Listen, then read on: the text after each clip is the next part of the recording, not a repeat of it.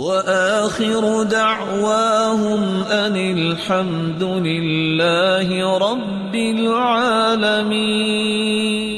جب بھی دینی پروگرام ہونا تو جو بزرگ ہوتے ہیں نا، ان میں برکت ہوتی ہے۔ حدیث یاد رکھیے گا، البرکۃ مع اکابرکم، برکت تمہارے بڑوں کے ساتھ۔ تو ہمیشہ بڑوں کو نا آگے جگہ دیا کرے، بڑوں کو آگے جگہ دیا کرے۔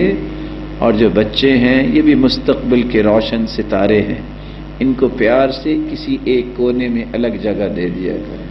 حدیث میں آتا ہے نا، من لم يرحم صغیرنا ويؤکر کبیرنا فلیس منا، جو بڑے کا احترام نہیں کرتا، جو چھوٹے پہ شفقت نہیں کرتا، اللہ کے رسول کا فرمان ہے اس کا میرے ساتھ کوئی تعلق نہیں۔ یہ آپ نے کب فرمایا؟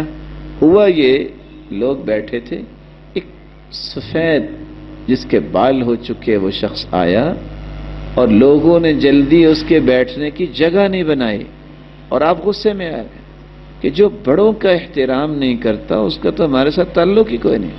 اس لیے جب بھی آپ کسی جگہ ہوں، گھر میں ہوں، کسی کے گھر جائیں، کسی ڈیرے آفس میں ہوں، مسجد میں ہوں، ہمیشہ بڑوں کا احترام کیا کریں۔ مجالس کے اندر بھی بڑوں کو مقدم کیا کریں۔ آج یہ ادب آپ اختیار کریں گے، کل کو آپ کی اولادیں آپ کے لیے یہ ادب اختیار کریں گے۔